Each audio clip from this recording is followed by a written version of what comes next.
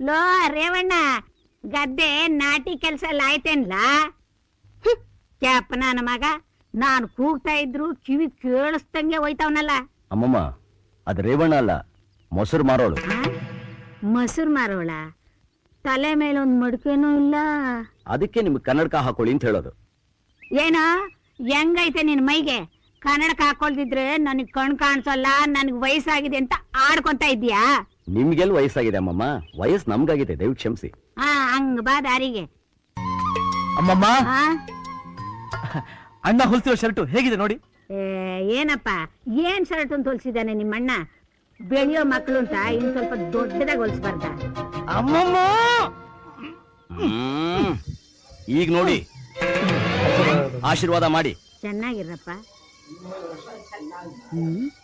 ಕನ್ನಡಕ ಹಾಕೊಳ್ದಿದ್ರೆ ಚಿಕ್ಕದಾಗಿ ಕಾಣುತ್ತೆ.